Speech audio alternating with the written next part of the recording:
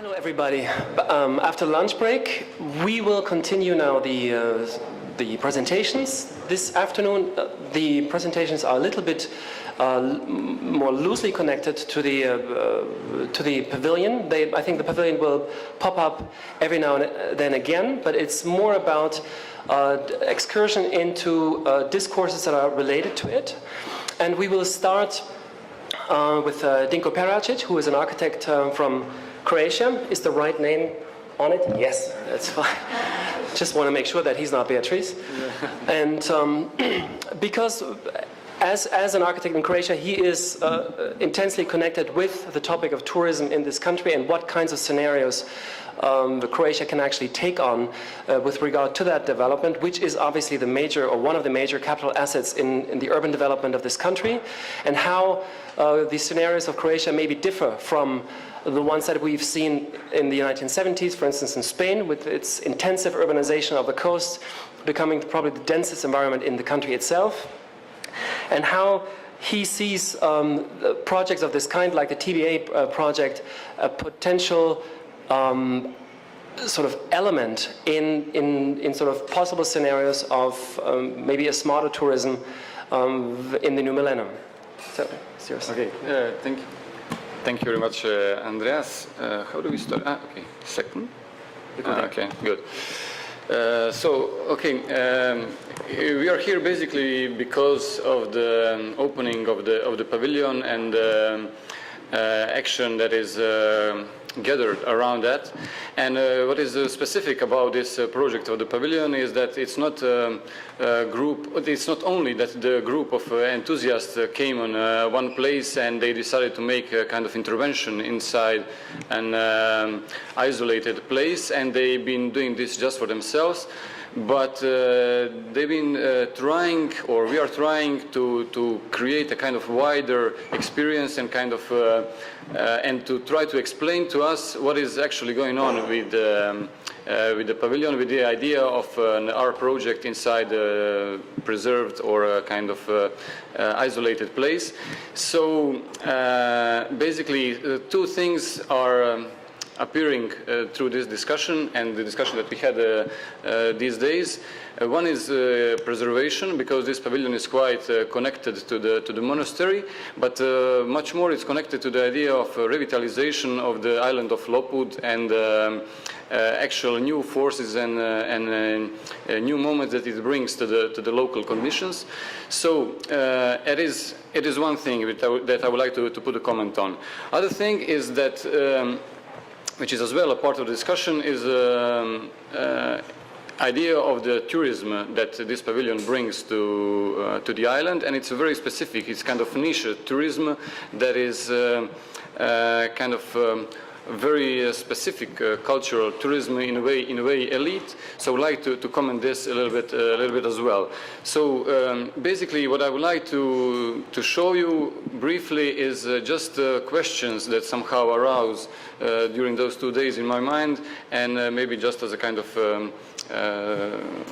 starting point for a discussion. This image, which you see on a screen, is an image like almost 100, more than 100 years old image, which is representing Croatians that are coming on the coast. It was in the 6th or 7th century, and what is really interesting about this image is that those tribes that came on the Adriatic coast, as they are presented on this painting, they are rather full of questions than of the answers. And when you see this, the king, let's say, he is rather by pointing the sword and looking to the other guy, he is rather like pointing to him and asking, what is that there? No, what can we do over there? And all those people, besides maybe only the one guy on a horse in the back, who seems like he knows what he's actually tending to. All other guys are in fact questioning what we're going to do there, what is expecting us, and what is the thing that we can actually build over there. So I have found out somehow this opportunity of the very interesting people gathered around the idea of the pavilion as a kind of place for to open up those questions. About preservation and about the introduction of the history inside the the dialogue in between history and the contemporary world and the contemporary streams is there is one thing which is very interesting for me.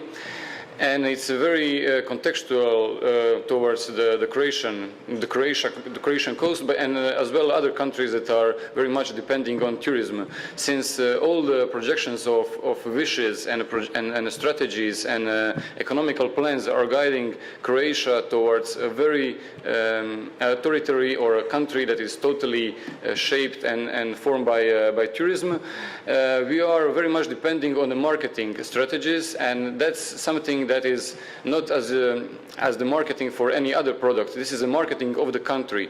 So these slogans that are created in those marketing strategies are in fact tending to shape the nation, tending to shape the culture that is actually living on those spaces. It's tending to shape the local people, and so these projections are something that is in fact defining our culture.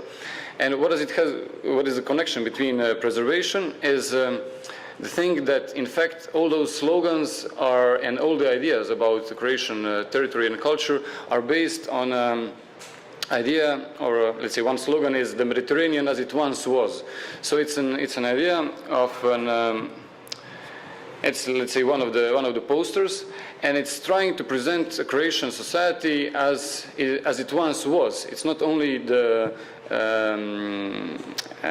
I mean, it is not presenting the Croatia as it could be or a Croatia as it is right now, but as it actually once was. So, but this is not a harmless thing. This is not just to attract tourists, but this is as well to say to the locals that you should dress up like this, and that you should behave like this in order to run your economy.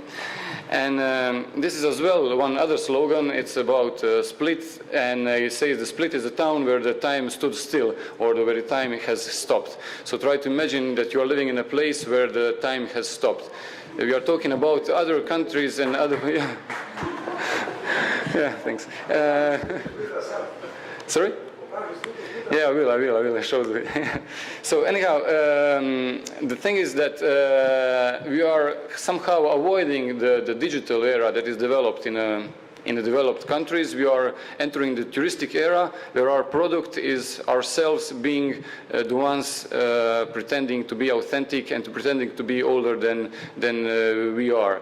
So what is actually going on are the very interesting combinations and very interesting contradictions that creates the society. This is very fastly is going to be established as a society full of contradictions in between the real life and the image of it. So this is a building, one of many buildings built according to those parameters of the contemporary life, mixed with the traditional idea of projected on the life and the idea how the construction should look like.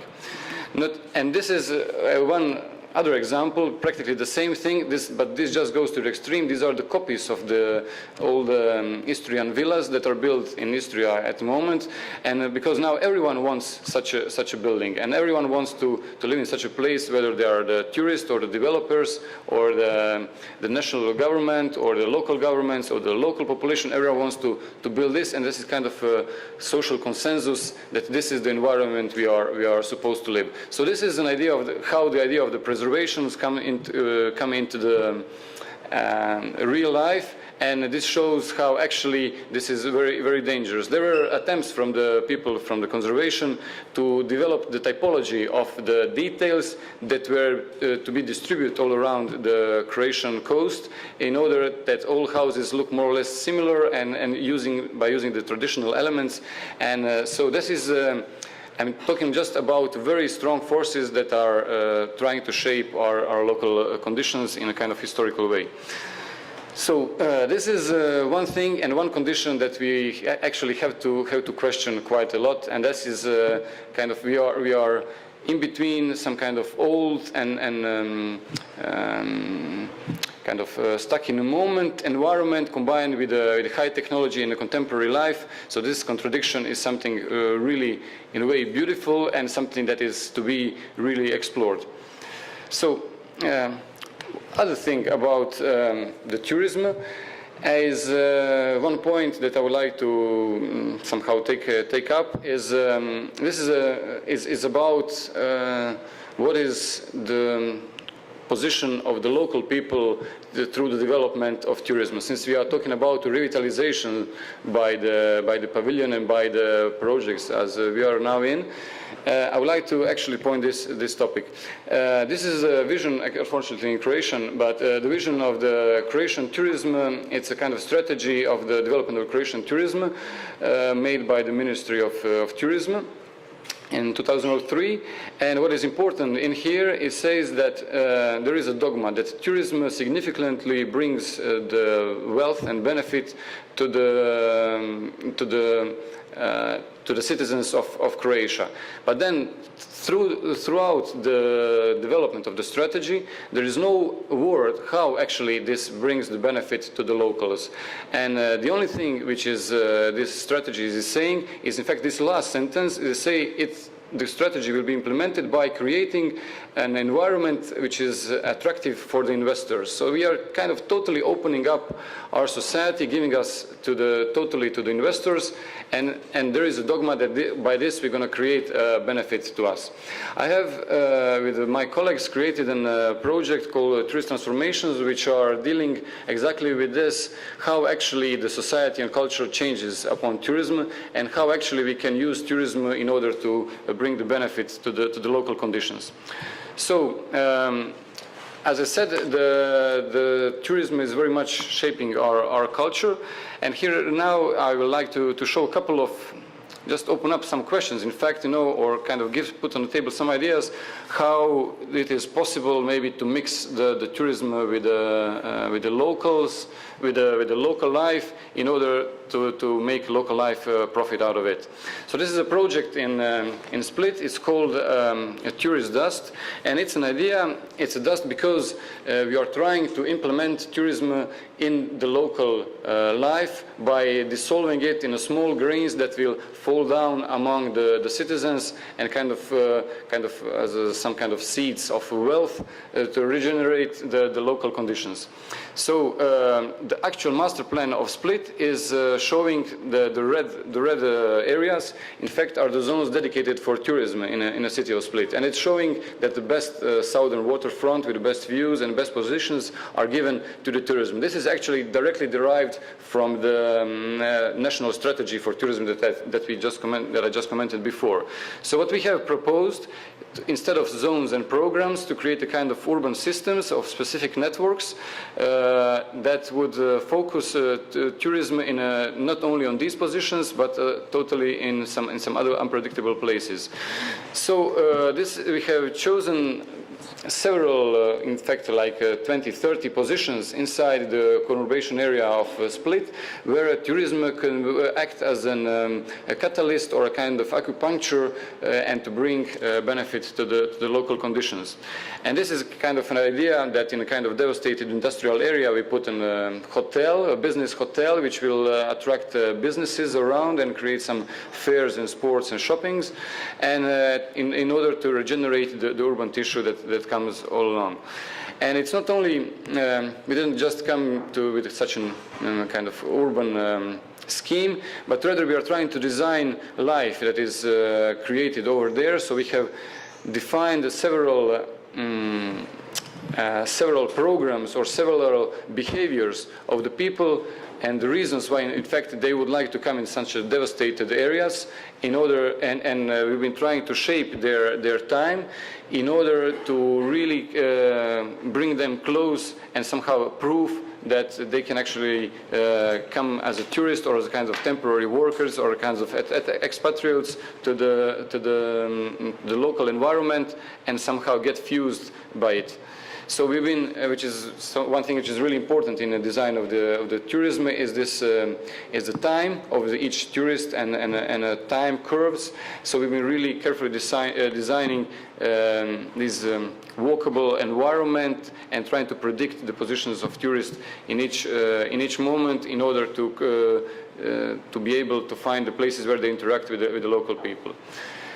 One other project is dealing a little bit more with the nature, and it's talking about an airport on the island, which is in fact, because a lot of infrastructure is obsolete most of the time in the rest of the year when there is out of tourist season. So we've been thinking about how to use this tourist infrastructure to serve to something, to anything during the winter time. So in this case, the airport is in a kind of area.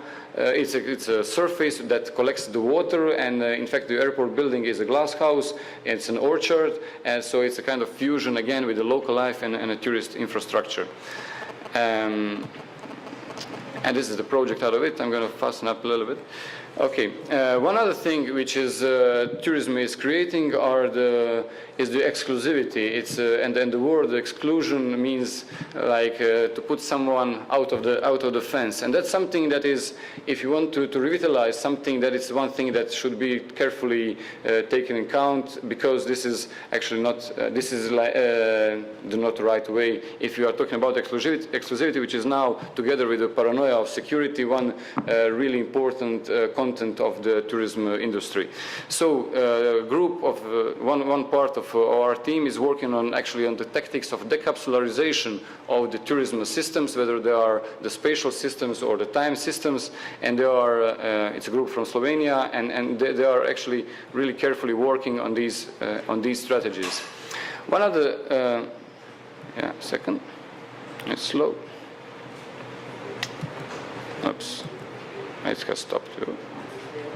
Okay, and this is one project actually for the city of Dubrovnik that I'm running with the colleagues from Split, and this is actually one very heavy tourist infrastructure, the port of Dubrovnik, and there is an idea that in the port of Dubrovnik will on one side be totally developed by the cruise ships facilities, and on the other side totally developed by marina facilities. And this brings a fence all along the port practically and excludes town from the coastline. So in this project somehow, and I'm just trying to explain that the way how actually we want to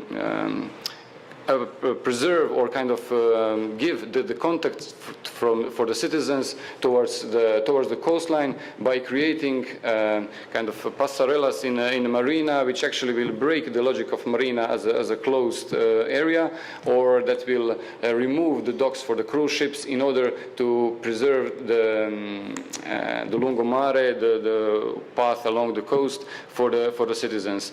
And it is a big effort, in fact, since the whole logic of the tourism is going towards completely different direction of the exclusivity and isolations and security, right? And to break these barriers, in fact, to let the citizens come to the coast. So this is in this image.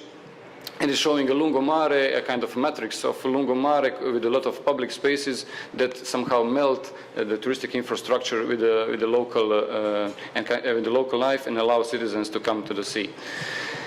And one other thing is very much important is this discourse, discourse about tourism, and it is very much important to shape the ideas of the tourism for in the heads of the people in order to somehow focus them on that.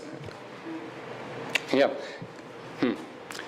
The thing that this discourse is, everyone now today knows everything about tourism, and by the means of the media and by the means of the shaping the discourse, actually we can create this contact in between tourists and locals. To fasten up a little bit, it is One thing that we discussed these days is one very intriguing things that is a kind of outcast of the tourism, are those places where actually people lived in the industrial times, which are close to the cities. They've been working in the factories, and when the factories failed, actually those people started to build apartments and started to live out of tourism. And in such a scenario created such buildings that were in fact totally wild and unpredictable, growing each year, adapting to the new emerging tourist demands. But somehow, why I'm showing all of this is to show that practically if we let ourselves to the experiments, if we let ourselves somehow more freely to openly to the idea of the tourism, we have a lot of possibilities, a lot of options to investigate, where we can actually not strictly follow the rules, but find those structures as something vital, as something that allows tourists and locals come together and somehow close in kind of close encounters, and create an environment which is transversal, porous, and it's creating a kind of, and it revitalizes the local conditions. So, okay. So, yeah, basically, maybe that would be it, and maybe later on we can continue with the discussion. Yeah. Okay. Thank you.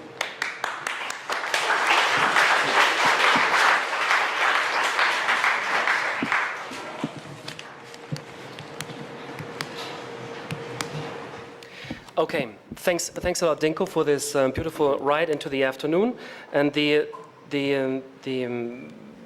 question why we're actually here and why it's important that we're here. I think it's very important to remember that Dubrovnik is obviously not an innocent choice for this conference, because Dubrovnik is the place where in 1956 the SIAM, the kind of leading doctrinary movement of modernist urbanism, has been put to grave, so to speak, at the 10th SIAM Congress. And the legacy of that entire development was obviously very much connected to the 4th SIAM Congress in 1933 in Athens, which is where that entire SIAM notion of urbanism, how the modernist city should be, was actually started or actually announced.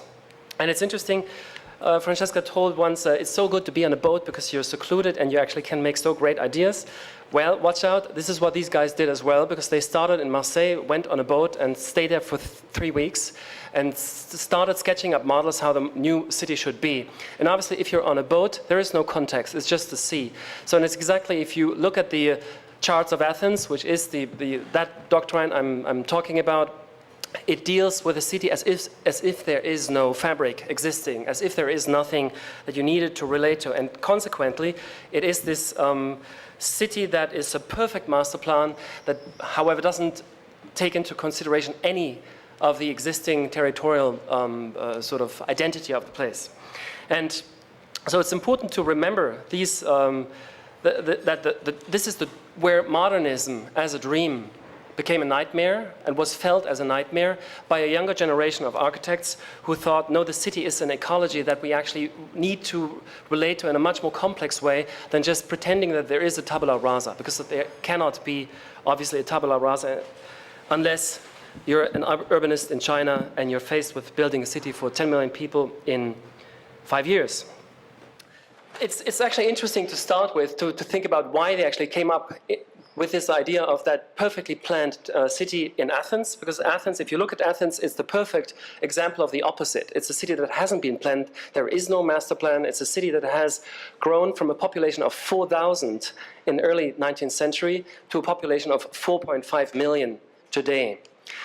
And there is no plan. It is a city which is actually fascinating, and I'm sure the charts of Athens would have maybe come out a little bit different if these guys hadn't stayed 3 weeks on the boat, but actually 3 weeks in the city and walked around a bit, because they would have found a city that looks like this, that has squares that read as squares, but that are not the type of homogenized, idealized typology of the square, but actually urban spaces that live of the variety and vitality of the difference.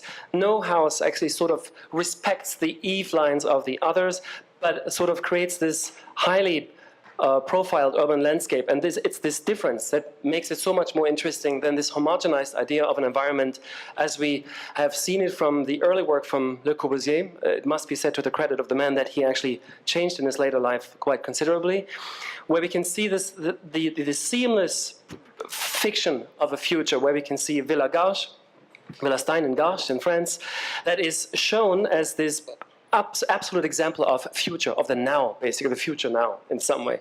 We can see the image of the car, the then most modern, most contemporary image of technology, which now looks obviously outdated, and the architecture still actually looks some sort of modern. It is interesting that this image has been taken up by the very group of architects, Team 10, that actually caused the CM to break up here in Dubrovnik in 1956, which is the group around Alice and Peter Smithson, who photographed their iconic upper lawn pavilion exactly with the then newest Citroën model, to actually say, well, we're as contemporary as Le Corbusier was in his time. However, we can afford to let history live and actually incorporate it into our house. This was the major statement of that house, that you can say you can actually have sort of an informed condition of a site and work with that and actually generate your project out of this existing condition. And I think this is very much the spirit that also sort of underlies as a premise, the pavilion project of TBA21. And I remember Francesca saying that she regretted that there are less architects around that have this type of vision of sort of transforming existing things and making the material that is there, or making the situation that is there, the material of its own transformation. As François Roche has once beautifully put it, as an alternative approach to creating architecture as a city from scratch. Now, I would like to disagree with that observation that there is not enough architects doing that, because if you just look around in the contemporary scene, there's actually many architects who use the city as part of the construction material of what they're doing. This is an example of a project in Caracas, Venezuela, by architects. Urban think tank, Alfredo Brillenburg, who looks here at this enormous favela settlement that had a very high crime rate in Caracas, and they managed to build a sports project which actually looks banal and a little bit clumsy to us now, but it's interesting to see the effect of that project, because as it gave a public space for the kids that were otherwise putting knives into their stomachs, it was a place that actually gave options, that you actually spend your time, and it, without going to the idea that architecture is something that needs to save the world, dropped the crime rate and mortality rate by crimes about 30%. That is interesting. That project is interesting not so much in terms of itself, but actually in terms of this kind of acupunctural effect to its environment. And this is what I'm trying to get here, that there is an entire generation of architects now that is like trying to use architecture no longer as the fetish that it is being abused to right now, especially by the icon architecture that basically sucks the energy out of the city instead of infiltrating an energy into the city and then allowing it to adopt different behaviors, but actually that an architecture that tries to analyze situations and then shift them slightly in the way that François was telling yesterday about the relationship between architect and art spaces. That is an area of the city I live in, Berlin, and this is probably the most gentrified area of the city, which is only devoted to culture, so high culture as a monocultural program. And in that condition, an architectural office called Reality United have made a project which is indicative of this type of methodology to actually work with the site and take the site as an elastic material of its own transformation. This is the Spreeinsel, the Spree Island in the center of the city, and it started out like this, sort of this dead arm in a swamp area. They made a transformation in which the bigger arm became used for mills to create energy, and the smaller arm became used for shipping. Later, sort of military infrastructure was created around in order to fight attacks. However, soon the military technology became smarter and the cannons could shoot over it, so they closed them again. later on, the modern systems of transformation were included. So what remained was these two arms of the Spree, with these two different functions. At some point, power plants, modern power plants were invented and put into place, so the traditional mills were useless. That function left away, and the shipping of the smaller arm became transferred to the bigger one. And that left the question, what do you do with this smaller one, with this arm that has become now functionless? Can you do something instead? Can you alter its definition? And they actually remembered that until the 1920s, there had been a lot of river pools in the city, something that is now no longer possible because of the water quality. And so they asked themselves, couldn't we introduce this kind of pool quality into a place that has only museums, which look like that, and that give you no choice, and actually that lead to a situation where local Berliners actually are not using that part of the town anymore. It's an area that is entirely geared towards tourism, and that doesn't try to implement any kind of heterogeneity in its audience. This building included, which was probably one of the more interesting ones, which is now gone, to make room for this one. It's a reincorporation of the former chateau. So the project that they actually did is they said, let's take the entire lower arm of this river that was unused and transform it into a 700-meter long river pool by inserting actually a sort of a low-tech cleaning device system, a reed filter that is sort of cleaning the water, and that actually cleans the water for this 700-meter long pool in a way that people can actually swim in it. This was a very low-budget project, but however, it didn't get implemented because it contradicted this major ideology of the city that this should be basically this place where tourists can like get 15 museums at the same time. I think this film is probably too long. This is what it looked like in the end. A minimum intervention. You basically have these stairs. The water has been cleaned before, and then you can basically take it as a swimming pool. Now, that same time, because we have to run pretty fast through this presentation, so we all have only 15 minutes, is actually something that comes up again in the contemporary scene. This is, for instance, a project by a Belgian film called 51 N4E, where they took sort of a nondescript suburban development in which they were asked to introduce 35 new houses and think about new typologies of the suburban house, where they actually said, well, it's maybe not interesting to think about the house itself because people will probably get the house of their dreams out of a catalog. However, nobody thinks about public space and the quality of the public space. And they made this provocative pamphlet project, which obviously didn't get retained, by saying, well, the only thing that differs in this neighborhood from the 20 others around it is actually that there is a sports ground next to it. And they said, let's take this up as a theme and create the entire circulation along those lines. So this is how the athletic track came into the project. That is the street, organizing houses around it, like sportsmen that are in the infield preparing to warm up, or the crowd that is sitting outside looking towards the street. And obviously you can see that this type of iconic conversion of the street creates a different expectation towards the street. What do you do? A street of boredom, because we're talking about suburbia, becomes now a street of awaiting action. And that type of situation is obviously something that is different from what has been long used as the Duchamp effect, because in the Duchamp effect, the urinal doesn't change the museum because it needs the museum to be changed into a work of art. It is more something that we relate to something we would call the Brothaus effect. Marcel Brothaus doing this installation in 1974 in the Jardin d'Hiver in the Palais des Beaux-Arts in Brussels, where the intervention actually sort of blends with the hardware of the space, and you can no longer really pinpoint to where actually, what is the artwork, or where does it stop. And in this type of artwork, you have this beautiful moment where you can almost forget that you're in this contemporary art space and you think you're in a museum of natural history or something like that. And this type of intervention is actually something that is interesting in the work of those contemporary architects that I think do something that is very similar to the Pavilion project, which is actually to transform an entire situation. The same architects who did this suburban development, 51 N4E, did this museum, and now we can actually see that the same kind of interest of transformation happens not only in urban projects but also in relationship to the museum, which is a museum for old Flemish art. And just to give you an idea of what the transformation was about.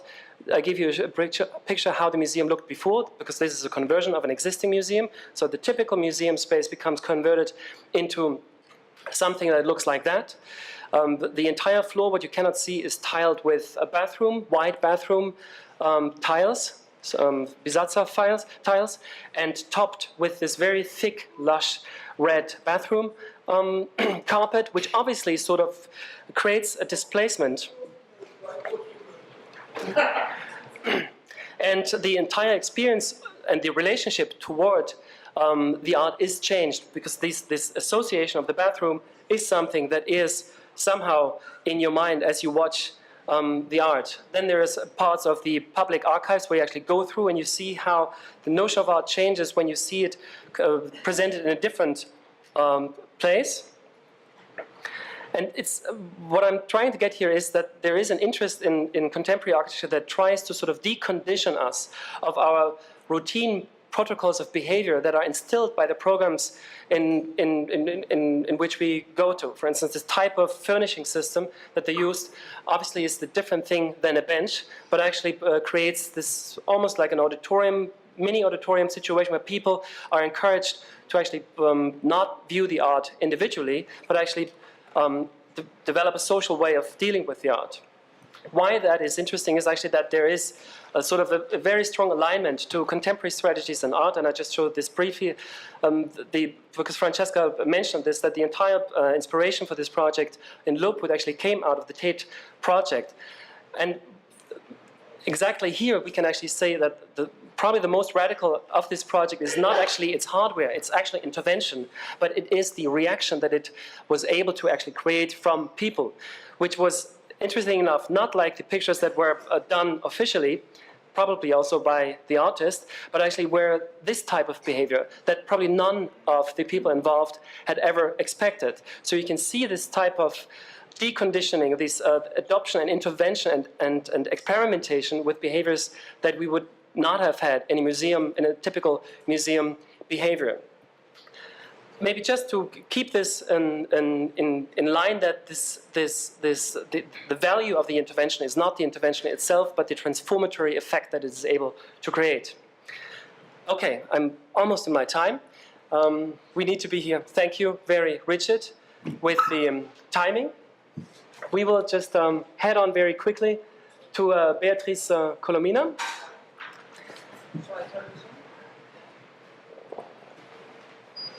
Okay, switching.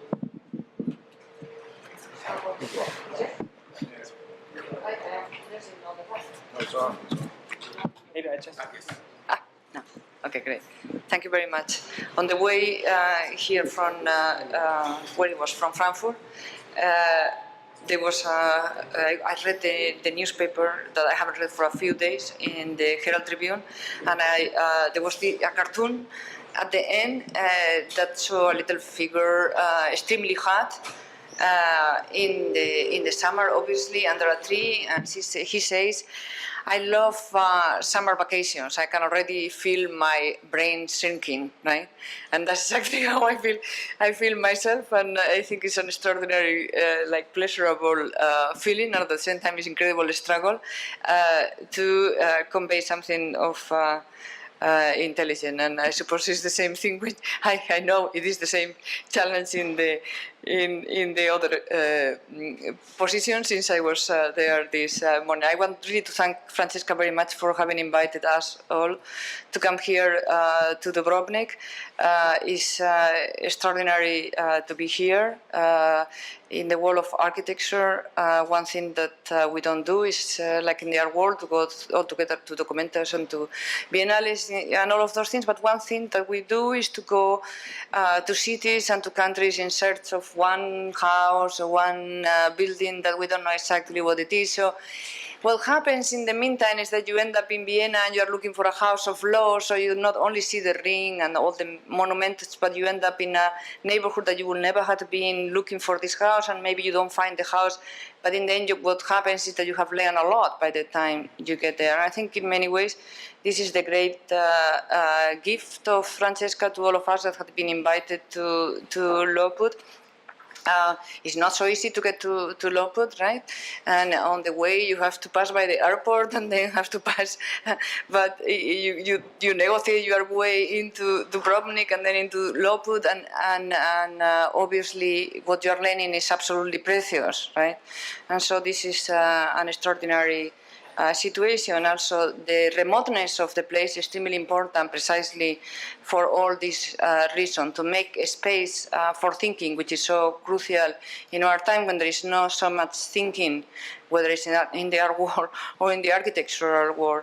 It's also extraordinary that we are precisely in Dubrovnik, which, as Andreas has just been saying, was the site precisely of the famous CM10. And here you have Alison Smithson typing precisely the minutes of the Team 10 meeting, which she claims that Aldo van Eyck, she's retyping them because Aldo van Eyck had thrown them down the toilet during the lunch break. So there she is typing again, and here are Goods and Bakema and Candilis in the pool or in the beach. Here they are hanging out, and here is Peter Smithson with Bakema and Jacqueline to Wright making a presentation. So this combination of pleasure and thinking is very much what it has been for us in the last few days. And in that sense, I think it's a great relation with this historical moment. And these are some of the boards that were prepared by the Team 10 people. These are actually boards from the Smithsons prepared precisely in the meetings in Dubrovnik, where they analyze also traditional forms of housing and propose new forms of urbanism. It's also very interesting to know that it's 1956, the year of this Team 10 meeting THEAM meeting in Dubrovnik. It's also the year in which Alison and Peter Smithson did their famous patio and pavilion, a very important reference for us today, thinking about the Black Horizon pavilion of David Adjaye and Olafur Eliasson. So this is what they did with Nigel Henderson and Eduardo-Pailos. In fact, to be more precise, they designed the pavilion and they let Eduardo and Nigel to build it, where they themselves, impoverished architects as always, drove all the way from London to Dubrovnik in their car, camping all the way to Dubrovnik. So not exactly as comfortable as we came here in our planes, but anything precisely for this cause. They will sacrifice anything, right? So here is, of course, the famous patio and pavilion. 1956 is also the year, and here is the Smithsons in the opening of their own patio and pavilion. And 1956 is also the year of an important pavilion of the Smithsons. It's the year of the House of the Future, the pavilion that they did for the Daily Mail in the Ideal Home Exhibition in London of 1956. It's very interesting. Here I show you some images of this other project, completely different, of the House of the Future of the Smithsons, to give you a context of what exactly was happening in this moment. But also it's interesting to see what the Smithsons made of these temporary structures, because in fact they thought of them as a at least centuries-old tradition in architecture that goes back at least to the Renaissance, where, as Peter Smithson says, architects were often asked to do the architectural settings and decorations for the birthday of a prince, or for the wedding of a ducal daughter, or for the entry of a pope into a city-state, he says. And then these events, he says, were used by the architects as opportunities for the realization of the new style, the new sort of space, the new weight of decoration made real, perhaps for a single day, the transit enjoyably consumed, creating the taste for the permanent. So it's precisely in this tradition of the temporary structures constructed for celebrations that the architects of the Renaissance saw the occasion precisely to develop, to push precisely the discipline, to create something entirely new. And this is what the Smithsons themselves thought that they were trying to achieve, both in House of the Future and in Patio and Pavilion. That is, to use the temporary pavilion as an occasion for an experiment in architecture, right? And in that sense, Peter Smithson say, like all exhibitions, he's talking about the House of the Future, they live a life of, say, a few weeks, but then they go on and on forever, right? And then he says, like the Barcelona pavilion before it was reconstructed. That is, what he's saying then is that the temporary turns out to be permanent.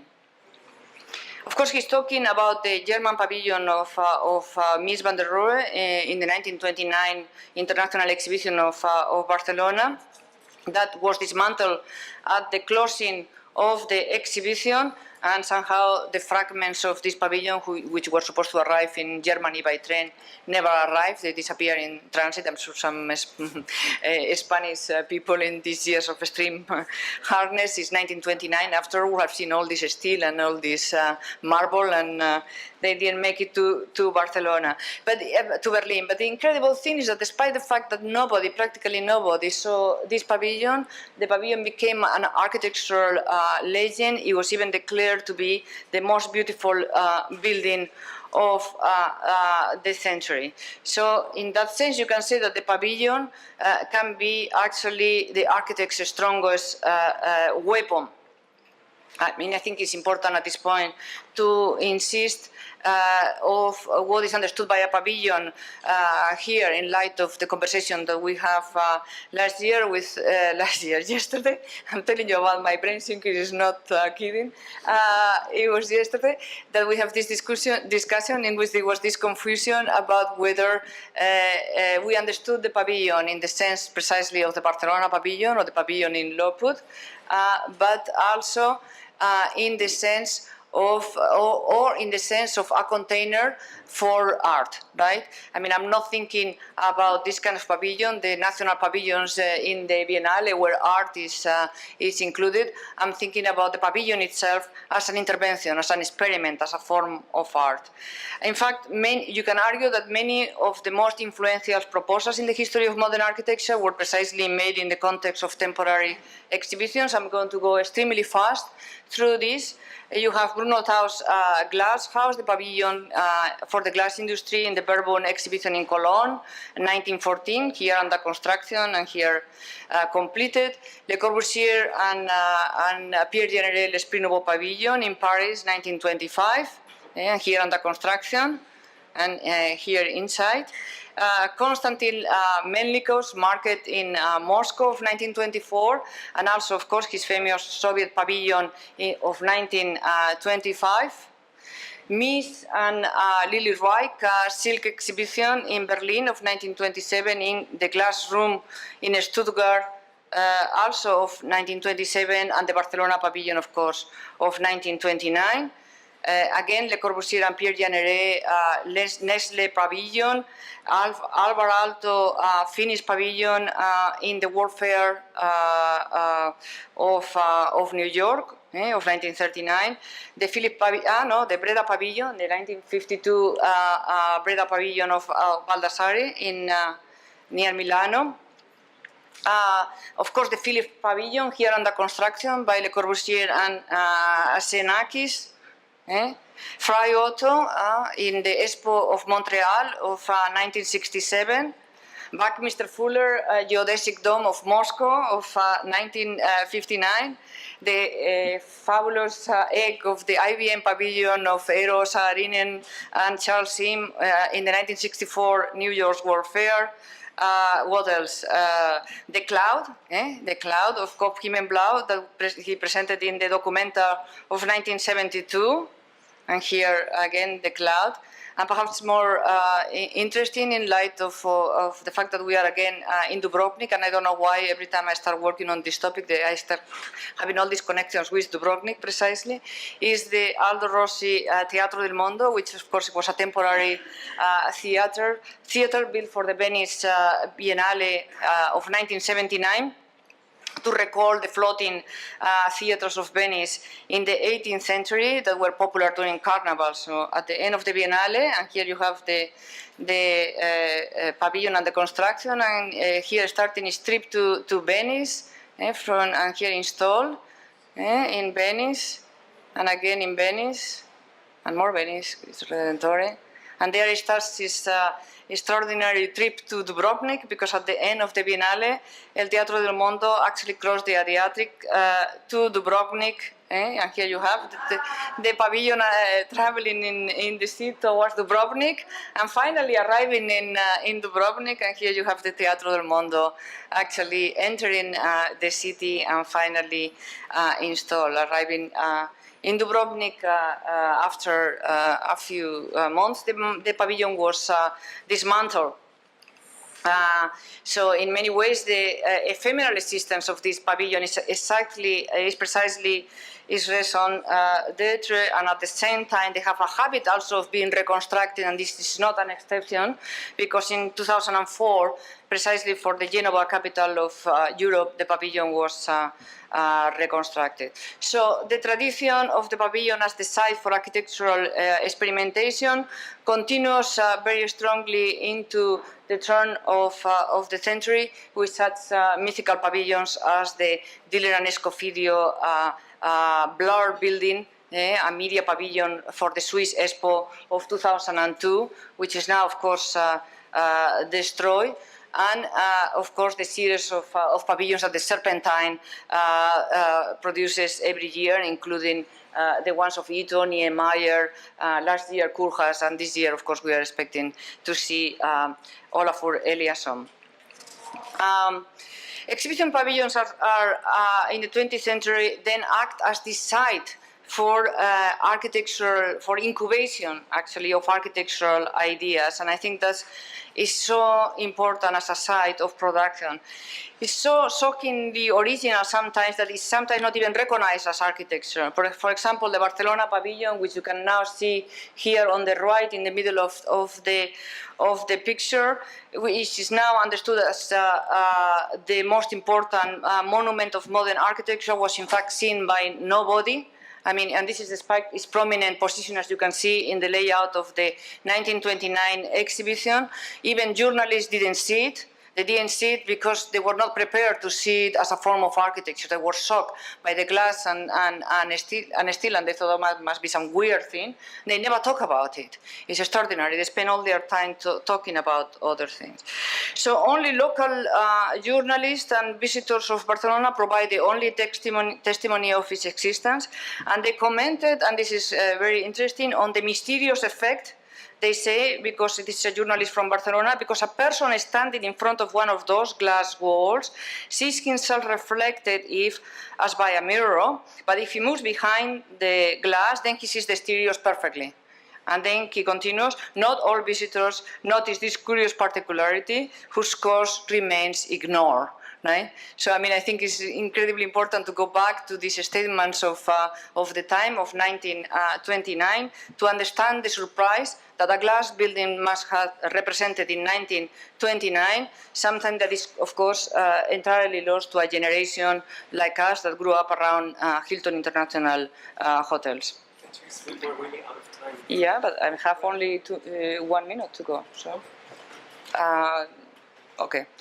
It was only precisely in the 1950s and in the context of the MoMA exhibition of Minsk that the pavilion was all of a sudden, a pavilion that nobody had seen, was declared the most important monument of the 20th century. What is crucial precisely about this pavilion is that it was real, it was a one-on-one construction that existed for a time, but it's also an image, a media construction. All we knew before its reconstruction in 1986 were the photographs. In a way, it lived in the photographs. And I want to leave you now with a thought of what a pavilion in fact is. The pavilion, the word pavilion, comes from papillon in French, from butterfly. The pavilion is, which is of course classically a royal tent in a park, is that which arrives somehow fluttering in front from from an unknown place, a pure image in flight, hovering for a moment, and then touching down and standing there with the image fully exposed before again fluttering away, but leaving everything changed in its wake. And I think this is, together with the butterfly effect that we talked about yesterday, what I think the great importance of a pavilion is the lightness in which it touches us, but then everything somehow gets transformed. Thank you.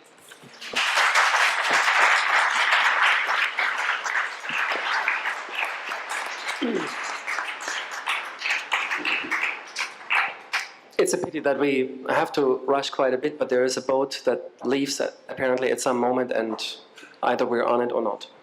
So we have to have this discipline. It's my pleasure now to announce François Roche, architect from in Paris. His firm is called Ritchie, and he's currently teaching at Columbia University. And he will give us, I heard, a 300-slide lecture in 15 minutes. It works, yes, it works. So I'm not sure I'm able to talk about the pavilion, but I could talk about my own cabinet of curiosity, traveling of the world. So the little monster I bring back from everywhere, and how I need to deal with this Mephisto Dark Vador system between the Frankenstein acceptation of the dealing or negotiation with the failure of architecture. So I would like to speak about, I was a little girl before. I was a little girl, and it's very interesting how we are looking at the reality through the eyes of a little girl, through the paranoia critic of a little girl. So in the universe parallel, I'm still a little girl, trying to come back for the lectures with not my remembering, but the exact situation of my position in my universe parallel. If you're remembering the Philip K. Dick lectures, the last Philip K. Dick lectures was, if you think that's world bad, you need to see some others, not to invent some others, which is a very problematic situation in architecture. Architects are always trying to invent. So you just need, as a little girl, looking at the other parallel universe and come back with a proof of something existing. So I'm interested, of course, the little girl is producing his own subjectivity to create the monster. The monster doesn't exist. And it's clear that when I remember Guattari talk about ecosophy, which is a little bit perturbation of ecology. Ecosophy was first the deal with environment. Secondly, it was the deal with the social protocol. But he introduced a third parameter, it was the subjectivityness. So how finally the little girl are looking at the trees, and the trees directly become a monster because the little girl is looking at the trees and transforming the reality through the critical paranoia. The second in my cabinet of curiosity, there is some proof of the problem of today. It was the difficulties we have to decide of the arrow of time. Normally there is beautiful sound. Please, sound. Could you bring back the sound? Sorry. Yes. Because with the sound, it's more sexy. Yes, of course.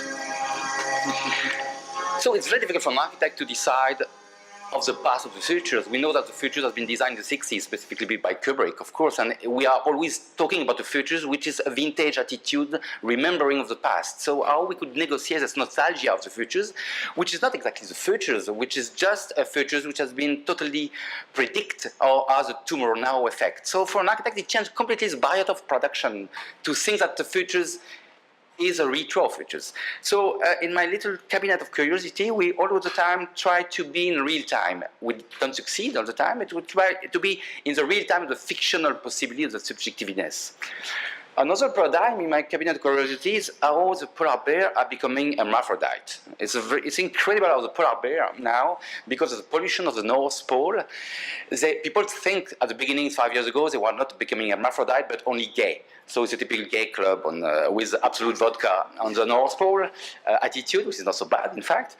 But the scientific discovered that it's not gay transformation, it's more hermaphrodite transformation. So the little girl have a little penis and masculine have a little vagin to explain exactly the transformation. But it's the first time we are looking at a real transformation in the wild natures, which is not exactly in the laboratory of the pasteur or laboratory of scientific. So it's interesting how the polar bear, to increase elevate their own heritage, to increase statistically the possibility of their own reproduction because of the changing of the biotope, of the warming of the planet, and the biotope totally polluted for many reasons in the Svalbard, the archipelago on the north of the Norway.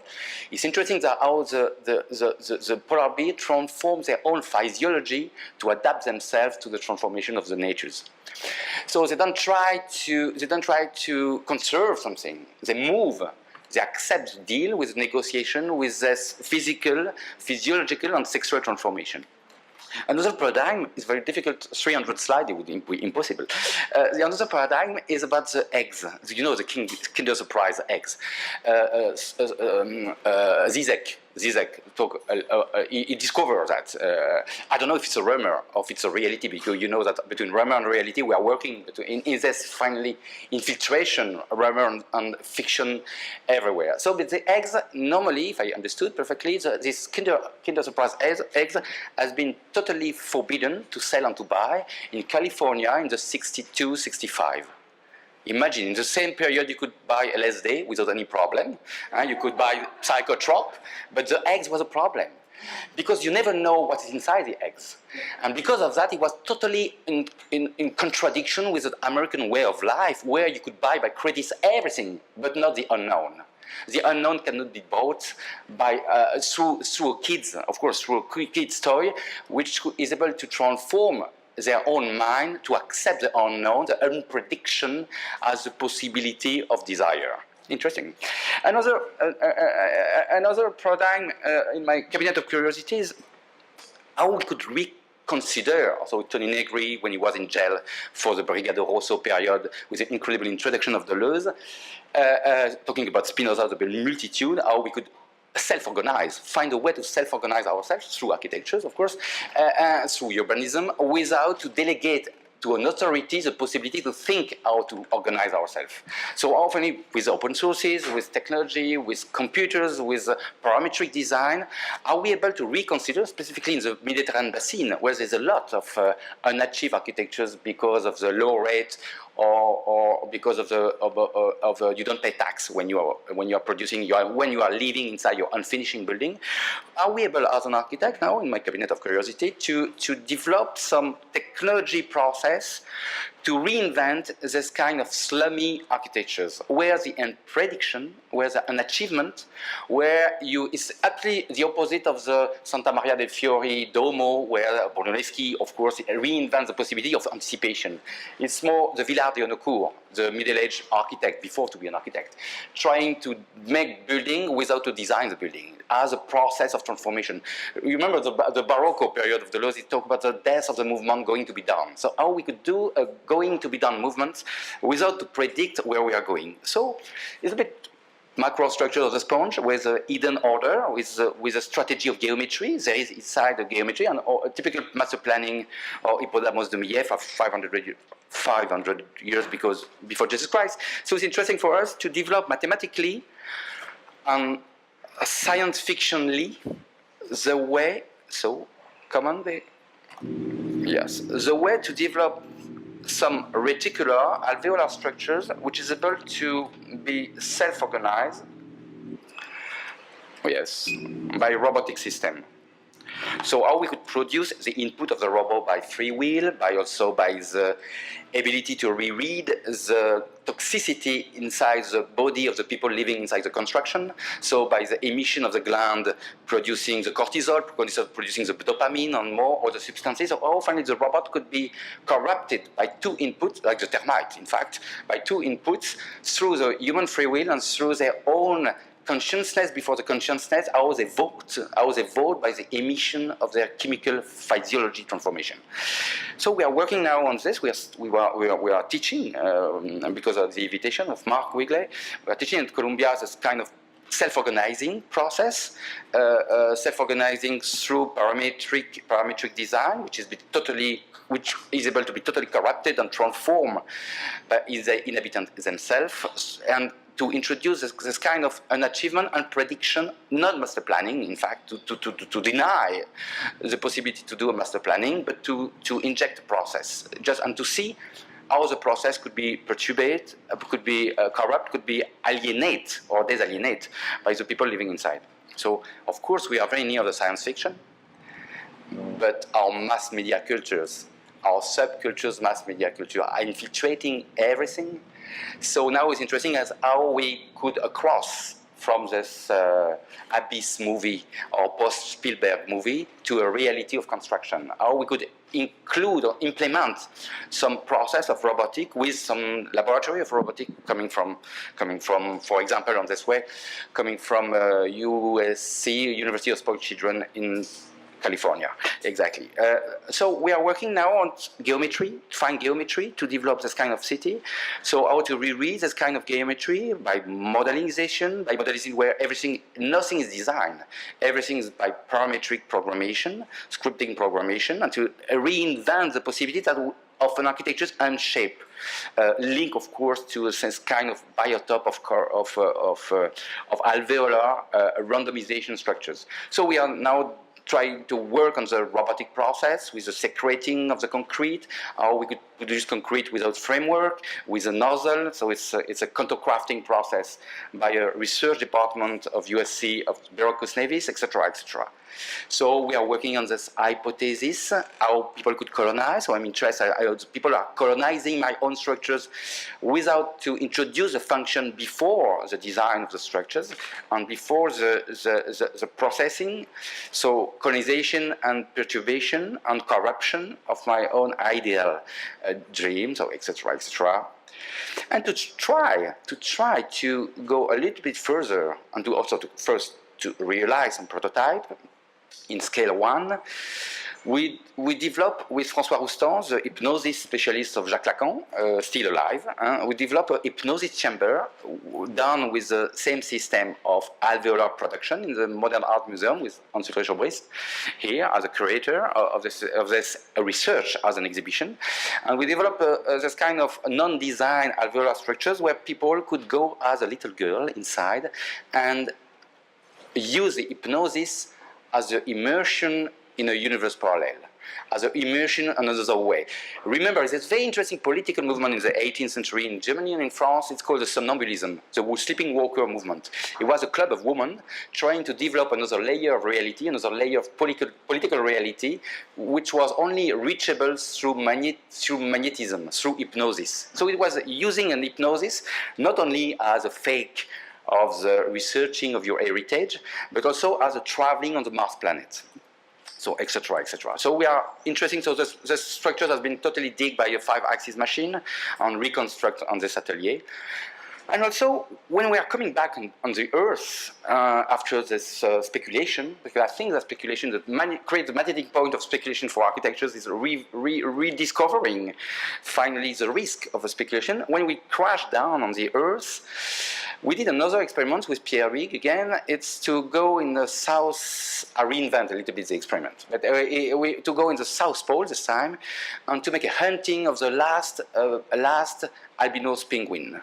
So if you understand what I mean, so to discover how, with a bad idea at the beginning, hunting of albinos penguin, with absolutely incorrect attitude, we could develop something as a collateral effect, exactly like a science, exactly like an Odyssey. When you project an alibi of an Odyssey, and really the collateral effect of the artifact produced on the side of the scientific experiment is more interesting than the experiment itself, etc., etc. So we were there to check about the albinos penguin. We come back with the albinos penguin, and we realized in the MAM Modern Art Museum in Paris, in the Tate Modern, a little pavilion entirely in aluminium with a penguin. With a penguin, where we came back with the fur of the penguin, and we did a little pavilion where the stretching of this pavilion totally scripted by parametric design and totally developed as a stretching flatness becoming a volume.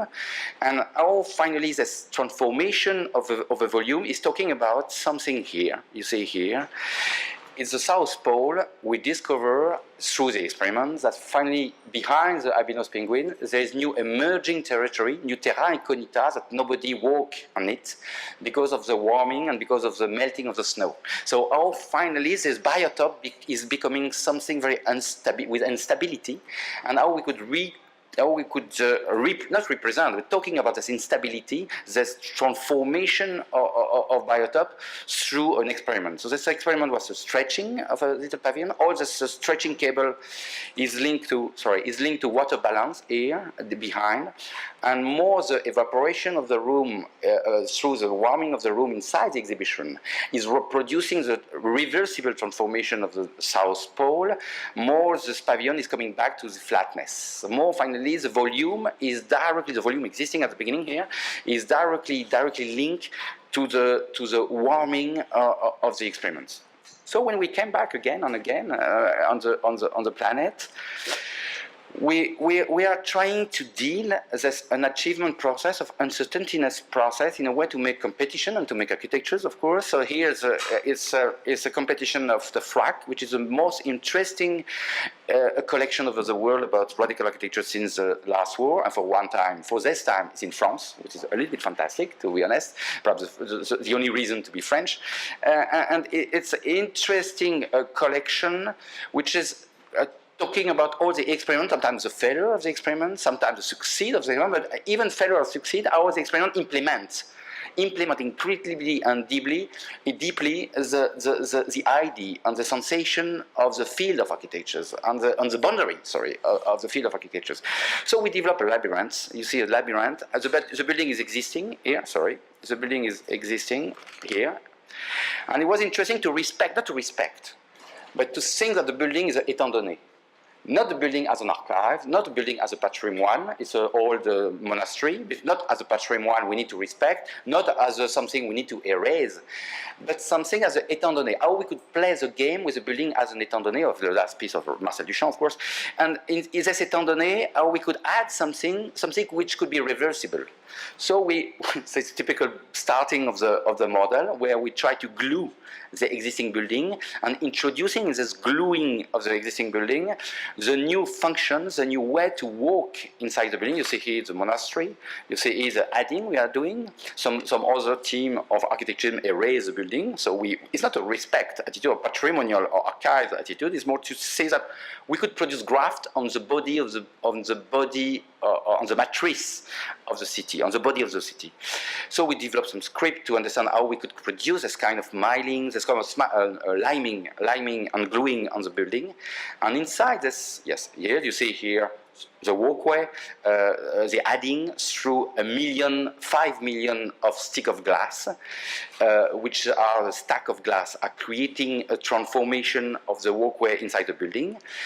And we find a way to use the French alcoholism, so to get the material free, because the problem a project is very expensive in a way because of the technology we implement as a project. So how we could use this recycling of glass inside the way not to do a project in 3 years, but to do a project through a robotic system like a Sagrada Familia effect on 30 years. So we win the competition, to be honest. So it's very interesting how we win, and after the Meyer say no, but at the beginning we win the competition. And it's interesting how now producing a fiction through a robot, making a stacking, the stacking could be modified step by step of the construction by the desire of the creators itself, and transforming this new adaptation of grafting on the building without any preamble programmation on preamble design, as to use this randomization of stacking, a randomization of recycling glass coming from the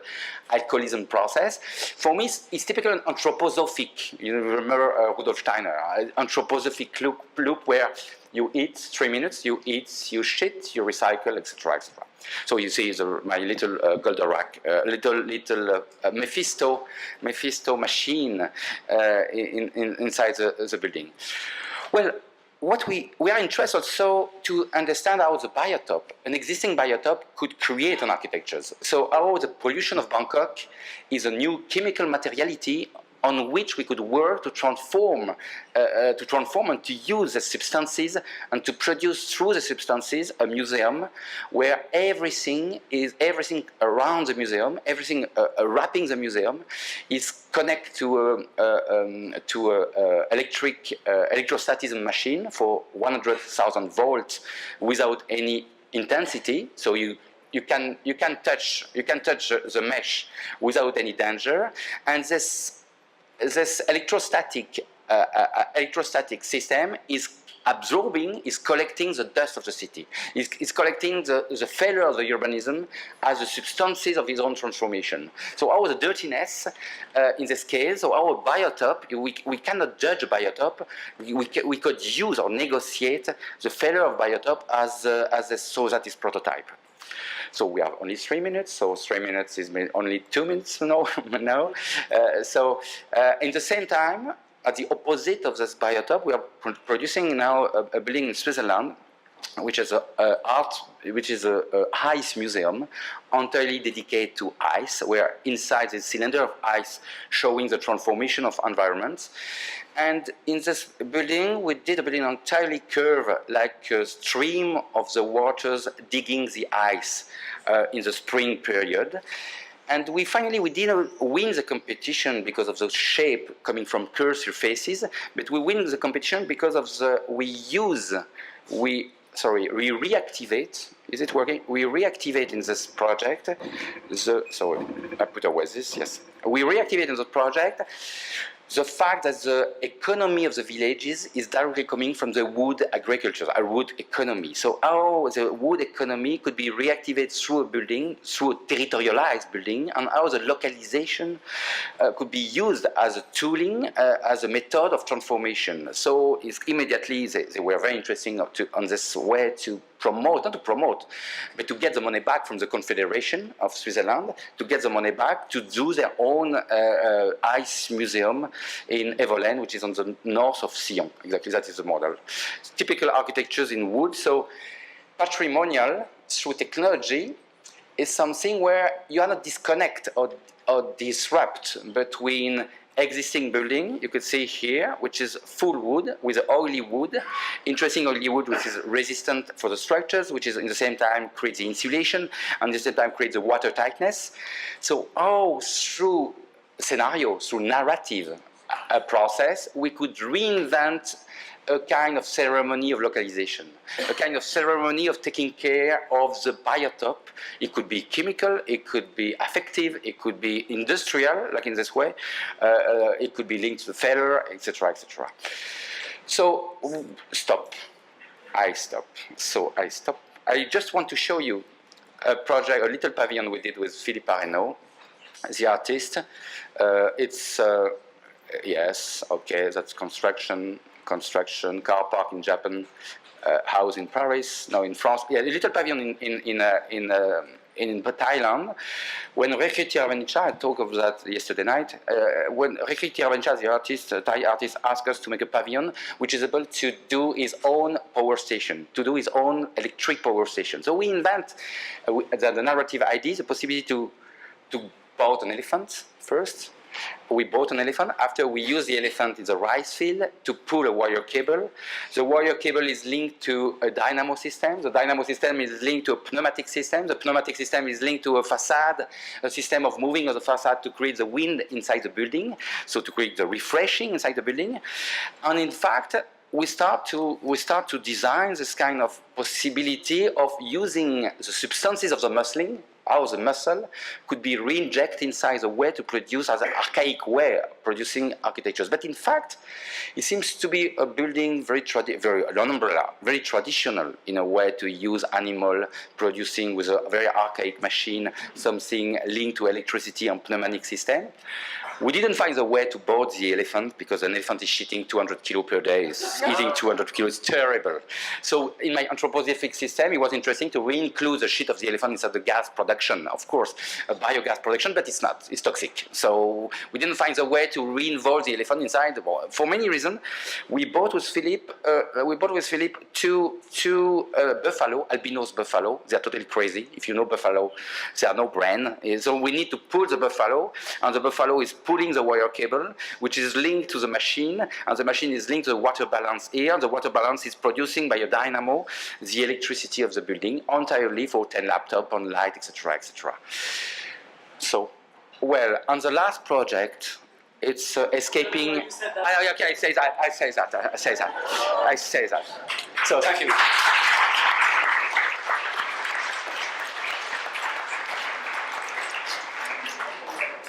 He would have 10 last projects if you didn't stop him. Okay, let's quickly move on to Mark Wigley, Dean of the School of Architecture, Planning and Preservation in Columbia University, who has actually changed the architecture school. Okay, good. Yeah, you just do like this. Oh, then we can do this one. Okay, it's really a great.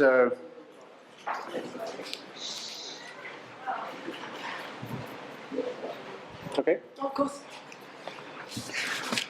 It's a great pleasure and a privilege to be here.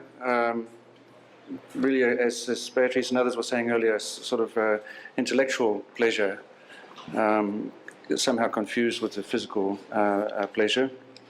I come from New Zealand, so it's a country of more or less 4 million people, which is, I think, more or less the same as Croatia. New Zealand is only islands, 2 big ones and hundreds of small ones.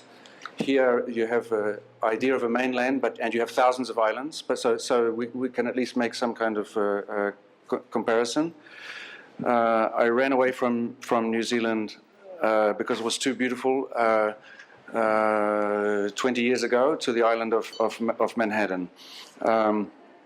But I would not like to speak from New York towards Croatia. I would not like to speak, let's say, from the island of Manhattan here. I would actually like to speak from architecture towards the conference, but I do think there's a relationship. I do think that architecture is this kind of New Zealand of the intellectual topography. I think it's not accurate to say that we are in Dubrovnik, though. Actually, we are not inside Dubrovnik, and we are not outside Dubrovnik either. We are in the quarantine building, precisely. So we are in a kind of a pocket that is constructed, not inside, not outside, inside the coastline. And in that space, a decision is made about whether somebody who's foreign is allowed to enter the space of the city. So in this case, it could be that the kind of high cultural, international, intergalactic forces of art, preservation, culture, and so on are in this room being judged by the citizens of Croatia to see whether or not it's worthy for us to enter the city. We have already occupied a small island, which itself was perhaps understood as a kind of quarantine territory within which certain pavilions could be built as a kind of a test. And now we come to the city feeling that we have learned enough and have learned especially from Croatia, and now can make, let's say, the beginning of an offer that maybe we could come into the city and participate almost, let's say, as citizens of the place. So we are, let's say, in this quarantine chamber. You know, these are very complicated machines. You must enter this building from the water, and you must leave directly to the city. Of course, you must enter in one room to be tested. And if you are not dead in 1 week, you move probably to the next room. And then if you're not dead after another week, you move to the next one. And eventually, if you are still alive after 4 weeks, you don't pose a risk to the city, so you can move in. I don't know which room we are in now. We are not in the very first one, and we're not in the very last one. So we are still being judged. The geometry is even more complicated, because how do you judge if somebody is sick or not? Because you are not in yet, you cannot let a citizen of Croatia come in to do the test. So if you're in the room that's the sickest room, the only people who can do the test are people that have already moved to the next room but have been offered the opportunity to stay inside to judge the ones that are before, but they do so at great risk because they are precisely in contact with the people who might be sick. So if you decide not to go back, to go back, you get a job, but you may also die.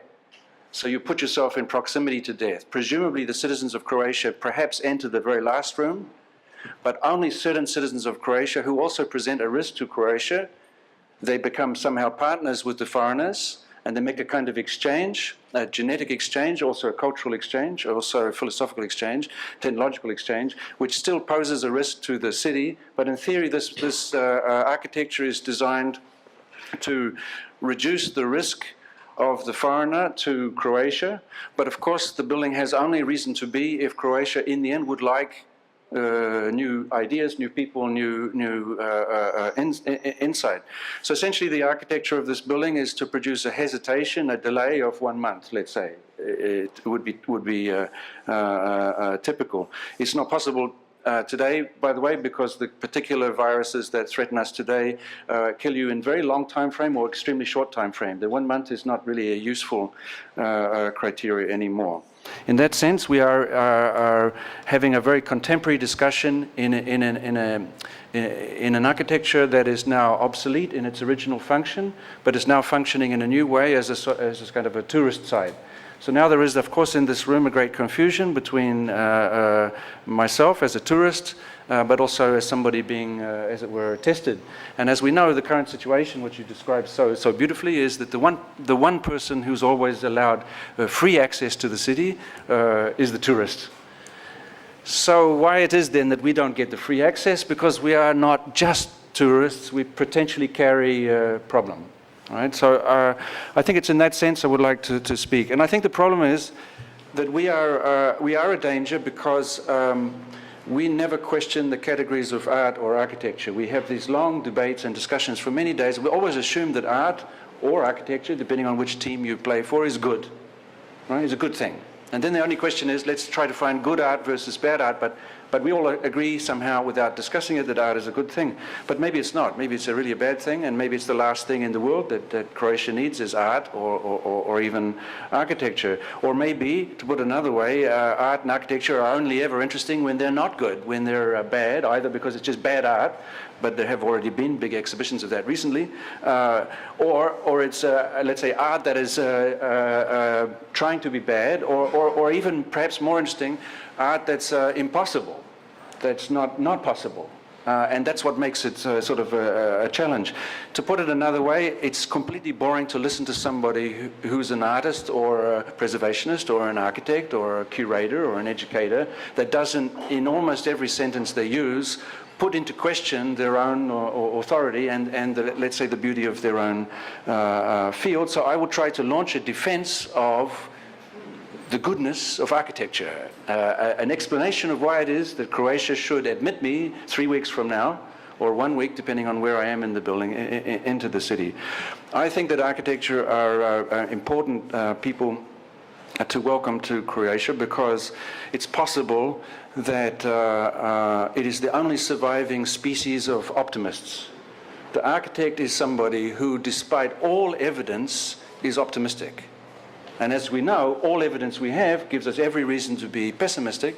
And of course, Croatia precisely has more reason, perhaps in recent years, than anyone else to feel, let's say, pessimistic and to feel the constant danger that history will exactly repeat itself. Preservation could be, for example, a total nightmare in Croatia because preservation means the return of real hardcore tragedy, the kind of tragedy that can and does return, and does so in almost exactly the same geographic space over the last 150 years in an extraordinarily tragic way. The architect, nevertheless, despite all the evidence that there's no reason to be happy, and certainly no reason to be happy professionally as an architect, because nobody really likes an architect. The reason the architect is convinced that even the smallest transformation of the built environment makes for a better society. So you could say also that not only is the architect the last optimist, it could be also the last species that is naive. Even the youngest child today, even the littlest girl, is absolutely not naive and has totally sophisticated multimedia capacity, cynicism, irony, complexity, shades of the above, and so on. Children come out of movies commenting on the editing, choice of characters, some complaints about the music, and so on, the length, and so on. We are finding it very difficult to be naive now. And we live within a world that is creating the thought that naivety is not a good thing. And so maybe architect is just somebody very naive who thinks that maybe society could be better and maybe actually just have to make some adjustments to the physical environment. The two gifts of the architect, which are connected, one is a kind of synthetic intelligence. In other words, the architect has a really especially strong ability to take forms of knowledge that don't belong together and make a diagram, an organizational pattern that appears to allow those different forms to belong together. This is not such a difficult concept. Think of a city. A city is just simply a form, a figure, an organizational pattern that allows people who don't necessarily like each other to live together. And by the way, in the category of people who don't necessarily like each other, I would include especially a family. Like a family is actually the ideal model of living with people that you don't actually like that much. They're a nightmare for your whole life. But you would rather be with that nightmare than any other nightmare, and then you need architecture, as it were, create the space for living with the other.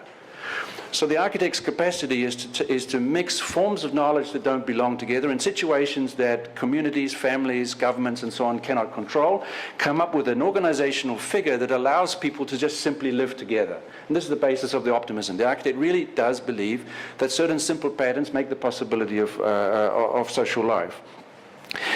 The primary mechanism for this is the architect's a single mission in life is to produce a hesitation in everyday life. Maximum, the architects that we admire the highest in the history of architecture simply introduce a small hesitation in the routines of daily life, and in that moment of hesitation, but by the way, not so different from this Dan Graham, the early time delay room where you find yourself in a room seeing yourself arrive 3 minutes after you arrived. It produces exactly a hesitation, which is why, of course, Dan Graham is absolutely an honorary architect.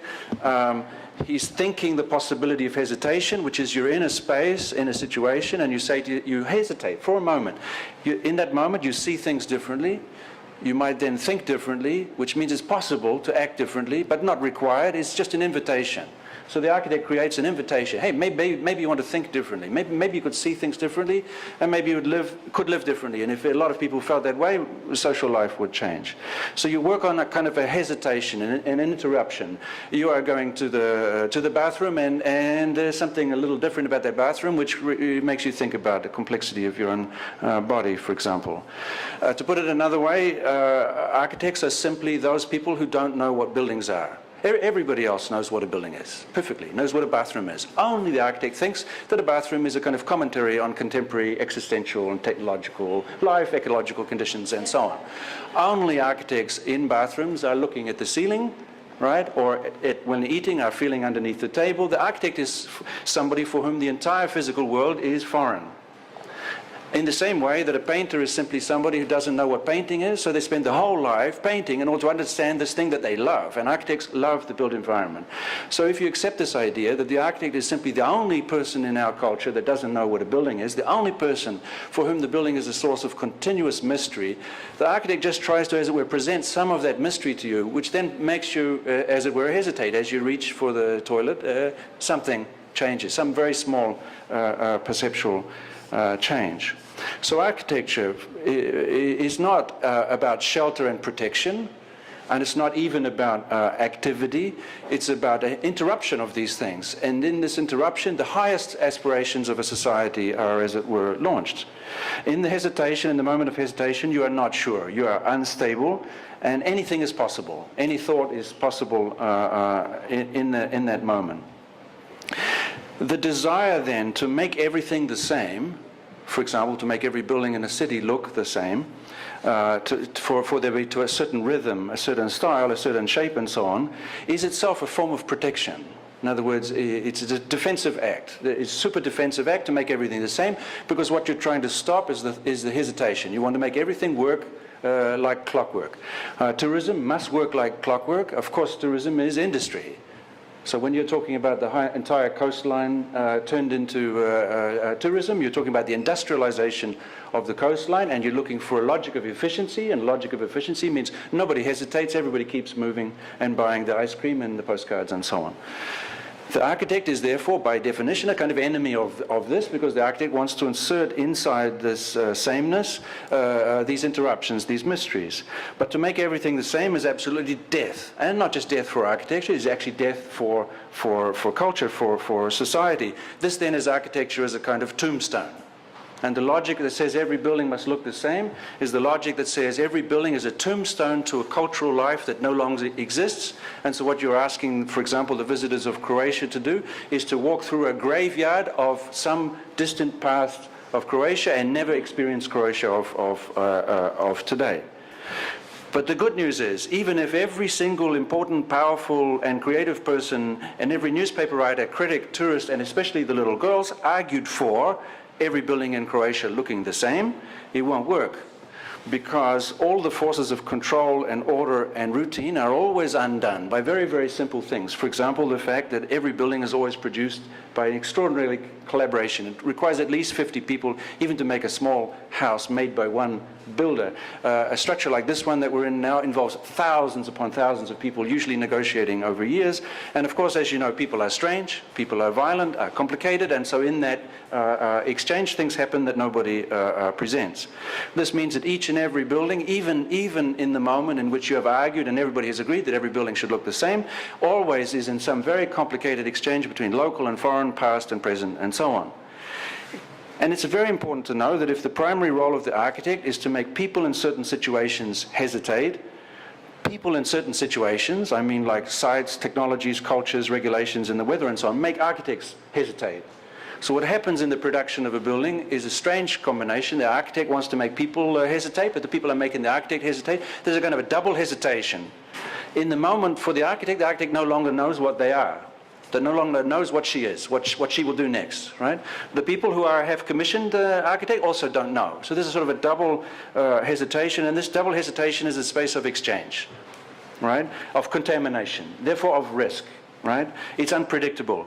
Any attempt to try to regulate that space of exchange to, for example, dictate the meaning of buildings, the logic of buildings, the rationalization and so on, is death. Death to all.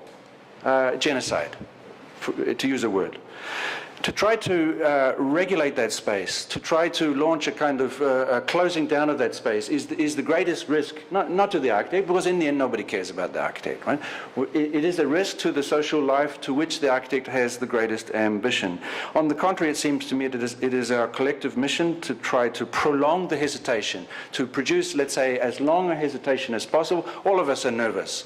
So none of us, especially artists, in fact, I think artists are the least tolerant of hesitation in our community right now. We are all very defensive and we can't stand the risk, the uncertainty of the hesitation, but I think we have to collectively work to prolong the openness, which means, I think, in terms of what François was referring to, embracing a kind of self-organization that takes place in the moment of hesitation, and perhaps might be just another word for self-organization. What happens, of course, in a beautiful building, or to put it another way, what is it that makes a building beautiful? Is that there's a kind of choreography of many, many different kinds of hesitation, which are moving in many, many different directions, with the architect just as surprised, perhaps even more surprised than anyone else about what is happening.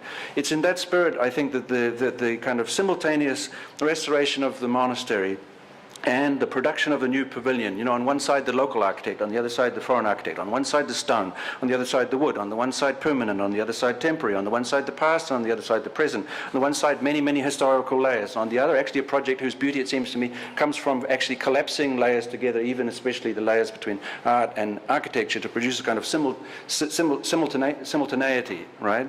What's I think so sort of interesting about that project is I think it does act as a form of optimism precisely, and I want to argue just in 1 minute why that's the case. If you try to turn every building of Croatia into the same building, basically, to give it the same look, as if time stood still, but it would be some bizarre kind of time where every building was the same, that means also a moment in which there was no evidence of social life. Because social life is contradiction, discourse, exchange, confusion, ambiguity, sometimes collaboration, sometimes identification, sometimes uniforms. But it is all of these and more. So the moment in which every building looks the same is actually a moment in which everybody is dead and gone. And actually there was never even a life there, because nobody can live like that. So it's the image of a ghost town in which no social life is possible or was ever possible. And of course this can be extremely beautiful because it is so strange. I don't think it's so beautiful for the people of Croatia. It's a nightmare for the people of Croatia. But for the tourists it's so strange to visit a ghost town in which fantastically there has never been any possible life there. Therefore there's never any possible thought that a tourist will have to actually face the reality of what it means to be in Croatia and what it is to live and die, for example, in a war. So it becomes a kind of perfect kind of anesthetic, and I think from a business point of view can be astonishingly successful. But in order to act as an anesthetic against history, it will also be, for sure, first of all, an anesthetic towards the Croatian people. If you turn every building in Croatia into the same style, the same look, a kind of quasi-historical look, you're essentially turning the entire coastland into one single work of art. So then the question is not what do architects think about their latest building and what do the preservationists think and what do the artists think and so on, but what is this kind of artwork that's been produced by the contemporary bureaucracy in Croatia, which is not presenting it to you as a work of art but as a work of business, right?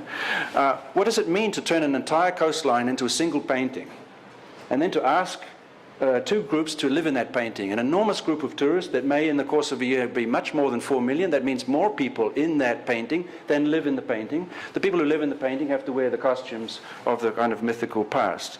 So the question of this painting is, what kind of architecture is this painting? What kind of curators are involved? What kind of spectators? What kind of critics? What kind of investors? And so on and so on. I think, and I think I've said it already, but I repeat it again, to live in a single painting is ultimately to absolutely disrespect the past of this place, of these islands, and absolutely to wipe out, to erase the complexity that is ultimately, uniquely and beautifully Croatia. Even, let's say, in all of its recent horror, it remains, let's say, fundamentally unique to this situation. It is my view that Croatia is in an absolutely unique position to take the lead in the international preservation debate, to not receive from us sort of special advice on what would be, although you're going to tell me this is advice now, but not to receive special advice from some distant place, some distant island, but actually take the lead because you have a unique opportunity precisely through neglect, which is the ultimate preservation agent, and some degree of poverty, which is also absolutely the best preservative of any built environment, is a lack of resources. There is a possibility in Croatia, and even this expression in Croatia is controversial, because this would mean the building of Croatia. This would mean what it would mean to be in, and so on. It would be a unique possibility, I think, to develop a much more adventurous strategy that would be studied by preservation experts all around the world, studied by artistic curators all around the world, and by architects all around the world, precisely because you have this opportunity to both reinforce traditional forms and techniques, but also to reinforce absolutely strong and new work. And this is the last point. That monastery is a really beautiful building, right? Because the hesitations produced there are multiple. This is an extraordinarily sophisticated building in its planning, in its technology. The toilets are an absolute miracle. Its kind of planning, its programming, its multiple tasking, its situation, its strategic work, its work as defense, its work as religion, its work as a hospital, and so on and so on. And it has evolved through the centuries as a kind of living organism. So it's far more sophisticated than the little pavilion on the side of the hill. It is far more modern, far more contemporary, far more radical, and to pay respect to that building is actually to expose yourself to considerable risk. To expose yourself to the pavilion is in a way almost to sort of, as it were, soften the risk, which is why I think the dialogue between these two forms is so strong, and why it has been and still is such a pleasure to be here and to see the result of this kind of collaboration, which is clearly a collaboration between local and foreign. It's clearly long ago that the quarantine test was, as it were, carried out, and this is a quite extraordinary experiment that is going on, and I think is in every sense being produced by the people of Croatia, because they have so many different ways to have stopped it from happening. The fact that they have allowed it to happen, have taken the risk of contamination, the risk of stupidities of the art world, stupidities of the world of collection, and above all, stupidities of the world of architecture, since we are also represent some of the greatest idiots in the universe. This risk that has been taken by the citizens of Croatia, I think, is absolutely fantastic, and is a risk taken unlike other places, and I think this has never been sort of said yet.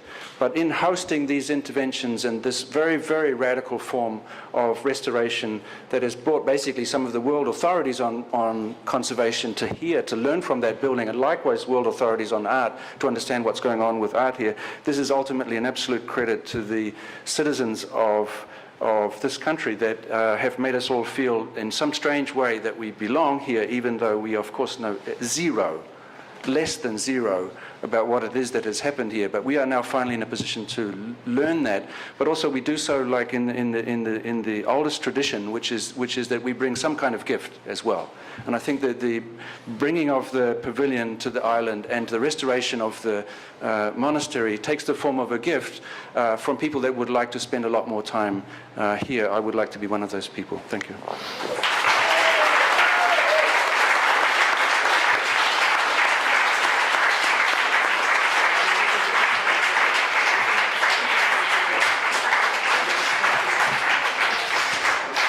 Okay, let's just quickly move to the last presentation that we still have 12 minutes for before we have to leave to the boat. It's Ulrich Obrist, co-director of the Serpentine Gallery events program. Yeah, just start.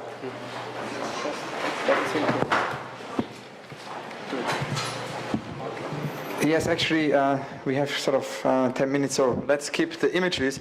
And that's anyway maybe not such a bad thing, as our moderator has just published a pamphlet against the iconomania in the architecture world, so maybe it's a good idea not to have any images here. Also, I have the firm belief that usually these conferences and events, extraordinary events as we have it here, the most important things anyway don't happen us talking to you, but they happen in the coffee break, they happen on the boat, they happen in these kind of interstitial kind of spaces, happen in between.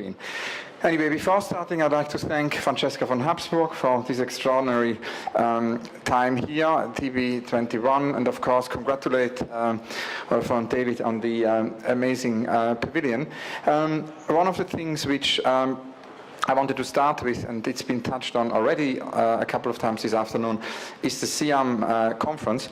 I'm not, an architecture expert, so I have a very different relationship than, to that conference than the sort of very,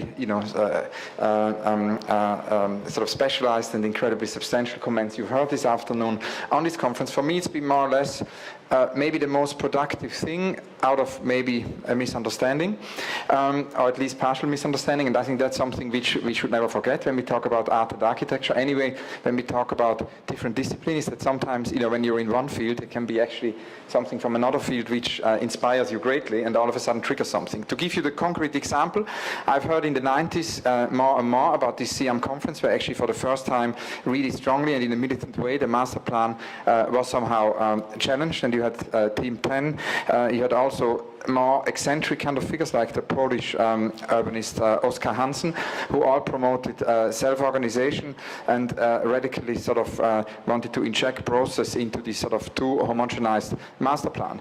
And when I heard that, all of a sudden I thought, what does this really mean in relation to my field? What does it mean in relation to curating? And something really strange happened, which changed my life, because somehow I realized that actually curating has never really questioned the master plan. I mean, we were 40 years later, 1956, 1996, sort of mid-90s, and curating, living in France at the time, my job, the curator, was called commissaire, a horrible sort of description from the police vocabulary, sort of a policeman, commissaire d'exposition, no?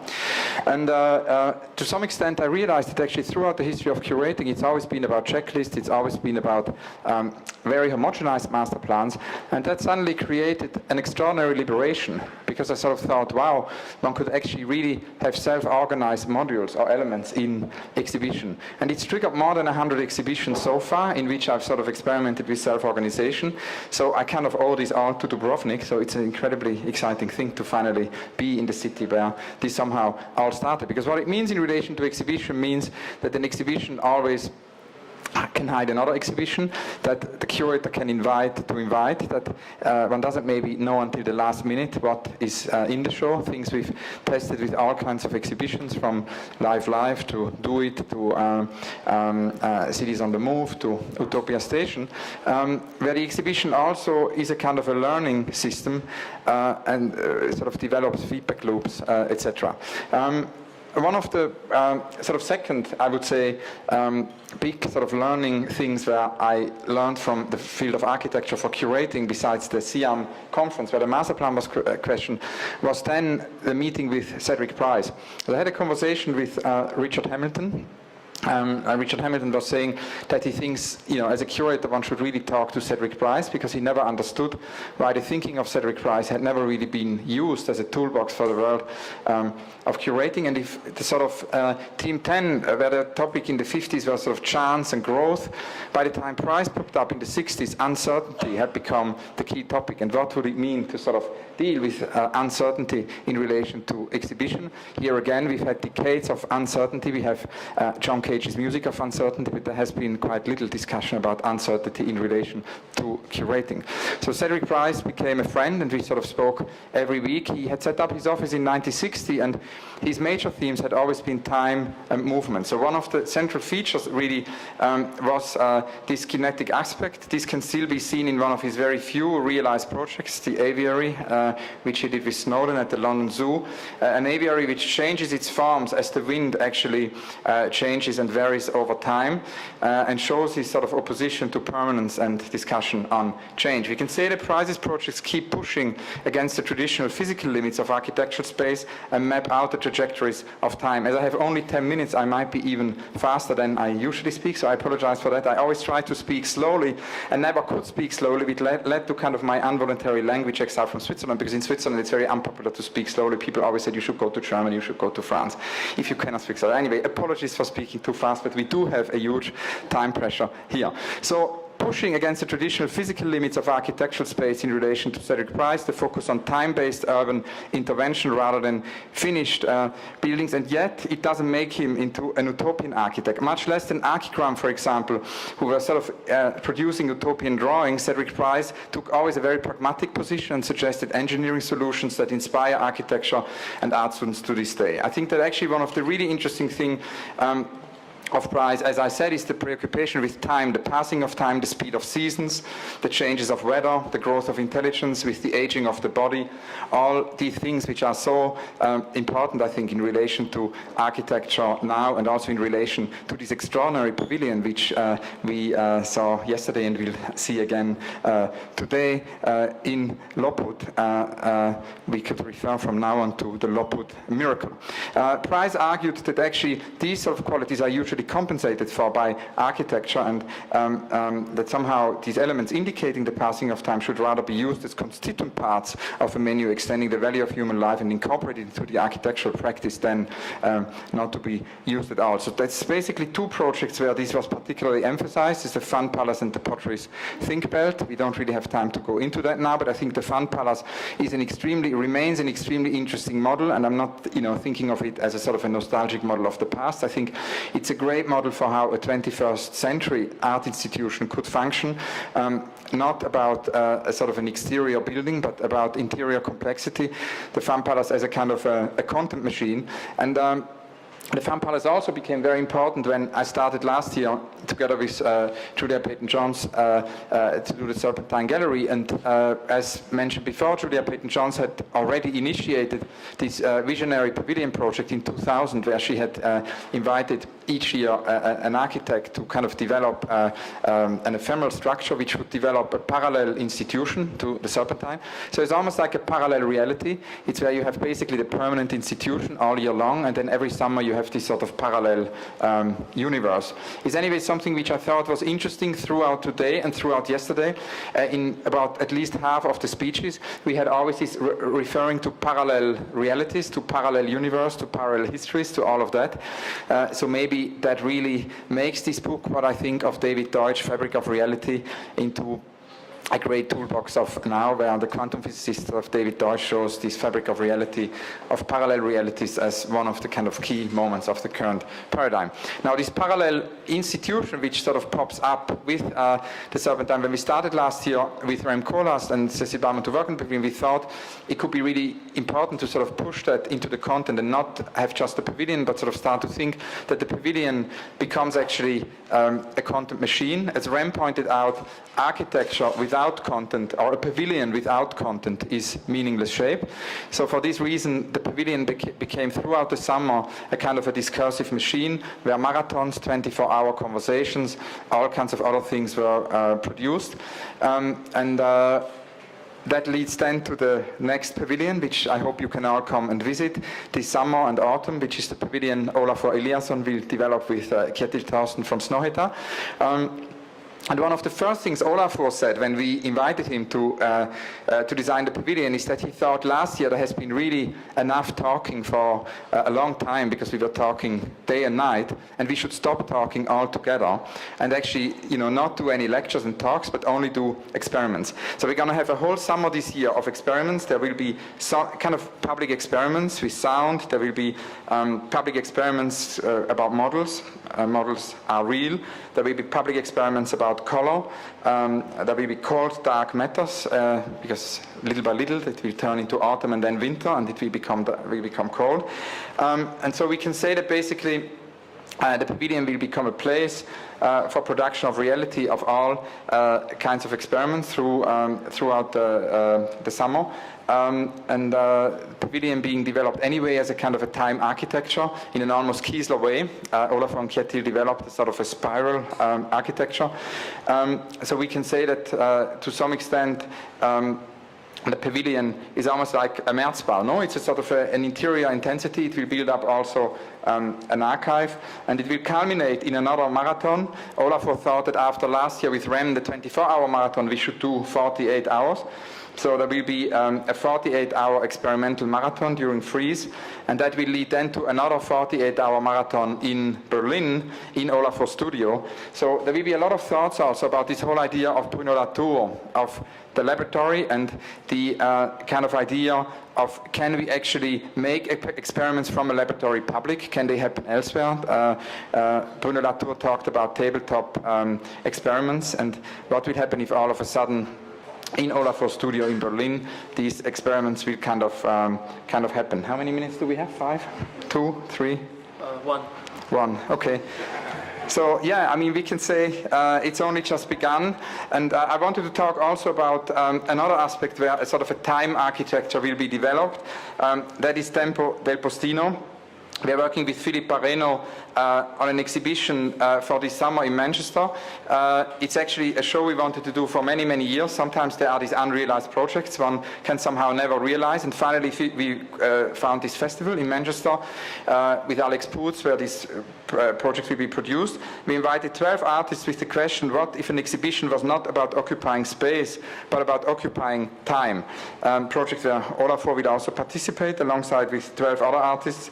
All the structural elements will be realized by artist Darius Conchi, is director of lights. Peter Saville develops all the logos. And so we can imagine that actually the whole project, which will last about 2 or 3 hours, is a kind of a time-based group show. Anyway, we are running out of time. It has only just begun. Thank you all very much, and I hope we can have extended coffee breaks. Thank you. Thank you.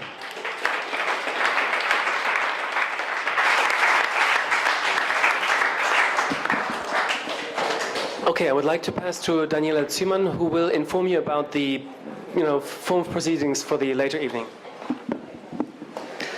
So just 1 minute before you leave, please, I would like to make an announcement about the next sort of hours and steps.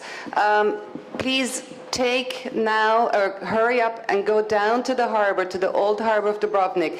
There will be one of these really beautiful pirate boats waiting, these very touristic ones, I think called Tirana, if I'm correct. That will depart in about 5 minutes and will take all of you to Lopud, where at 6 o'clock there will be an official opening ceremony of Olafur and David's pavilion, followed by food and drinks and a late night concert in the fortress. So there will be a 10 o'clock scheduled concert by Florian Hecker and Russell Haswell, two very important artists who deal with sound. At 11:30, this beautiful boat will return to Dubrovnik and bring you back to the old harbor. So please come with us and stay with us. The only exception is for those who will come with me to have a little tour of the city. We stay together, we shall remain together, and then take a boat a little bit later. Thank you very much, and thank you all for coming.